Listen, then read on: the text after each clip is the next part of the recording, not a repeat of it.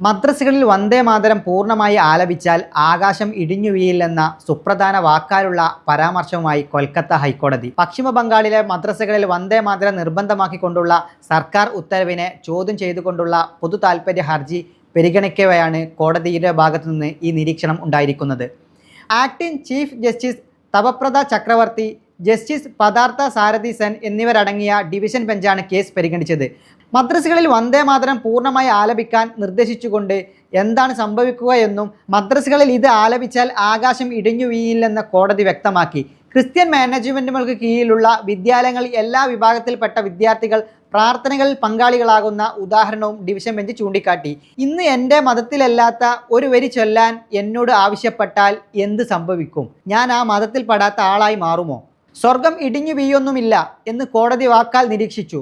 എന്നാൽ ഈ വിഷയത്തിൽ ഹർജിക്കാരുടെ ഭാഗത്തു നിന്നും സർക്കാരിൻ്റെ ഭാഗത്തു നിന്നും ഉയർന്ന വാദങ്ങൾ എന്തൊക്കെയെന്ന് നോക്കാം. മദ്രസകളിൽ പഠിക്കുന്ന കുട്ടികളെ കൊണ്ട് ദേശീയ ഗീതം പാടിക്കാൻ സർക്കാരിന് നിർബന്ധിക്കാനാവില്ലെന്നായിരുന്നു ഹർജിക്കാർക്ക് വേണ്ടി ഹാജരായ ബികാഷ് രഞ്ജൻ ഭട്ടാചാര്യ വാദിച്ചത്. എന്നാൽ ഈ സർക്കുലർ നടപ്പാക്കാത്തതിൻ്റെ പേരിൽ മദ്രസകൾക്കെതിരെ ഏതെങ്കിലും തരത്തിലുള്ള ശിക്ഷാ നടപടികൾ സർക്കാർ സ്വീകരിച്ചിട്ടുണ്ടോ എന്ന് കോടതി ആരാഞ്ഞു. അത്തരം നടപടികൾ സർക്കാരിൻ്റെ ഭാഗത്തു നിന്നും ഉണ്ടായിട്ടില്ലെന്ന് വ്യക്തമായതോടെ കേവല ആശങ്കകളുടെ അടിസ്ഥാനത്തിൽ സർക്കുലർ സ്റ്റേ ചെയ്യാൻ കഴിയില്ലെന്ന് കോടതി വ്യക്തമാക്കി.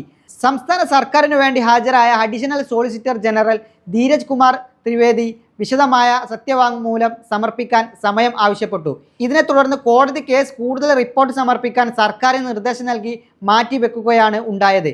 അതേസമയം വന്ദേ മാതരം ആലപിക്കുന്നതും അതിന് നൽകേണ്ട ആദരം പാർലമെന്റിൽ സജീവ ചർച്ചയാകുന്ന സാഹചര്യത്തിലാണ് കോടതിയുടെ ഈ നിരീക്ഷണം എന്നതും ശ്രദ്ധേയമാണ്. പാർലമെന്റിൽ വന്ദേ മാതരം ഒരു തർക്ക വിഷയമായി ഉയർന്നുവന്ന കാര്യം മുതിർന്ന അഭിഭാഷകൻ കല്യാൺ ബാനർജി കോടതിയുടെ ശ്രദ്ധയിൽപ്പെടുത്തിയിരുന്നു. ദേശീയ ഗീതമായ വന്ദേ മാതരത്തിന് ദേശീയ ഗാനത്തിന് തുല്യമായ പദവി നൽകുന്ന ബിൽ കഴിഞ്ഞ ആഴ്ച പാർലമെന്റിന്റെ ഇരുസഭകളിലും പാസാക്കിയ പശ്ചാത്തലം കൂടി ഈ കേസിനുണ്ട്. പുതിയ നിയമനിർമ്മാണം അനുസരിച്ച് വന്ദേ മാതരത്തെ അവഹേളിക്കുന്നതും ആലപിക്കുന്നത് തടസ്സപ്പെടുത്തുന്നതും ക്രിമിനൽ കുറ്റമായാണ് കണക്കാക്കുന്നത്. ദേശീയ പതാക, ഭരണഘടന, ദേശീയ ഗാനം എന്നിവയ്ക്ക് ലഭിക്കുന്ന അതേ നിയമ സംരക്ഷണം ഇനി മുതൽ വന്ദേ മാതരത്തിനും ലഭ്യമാകും. ബിൽ ലംഘിക്കുന്നവർക്ക് 3 വർഷം വരെ തടവ് ശിക്ഷയും പിഴയുമാണ് വ്യവസ്ഥ ചെയ്യുന്നത്. ഒരു വശത്ത് നിയമനിർമ്മാണങ്ങളുടെ ദേശീയ പ്രതീകങ്ങൾക്ക് കൂടുതൽ സംരക്ഷണം ഉറപ്പാക്കുമ്പോൾ മറുഭാഗത്ത് സ്കൂളുകളിലും മദ്രസകളിലും ഇത് നടപ്പിലാക്കുന്നത് സംബന്ധിച്ച നിയമ പോരാട്ടങ്ങൾ തുടരുകയാണ്.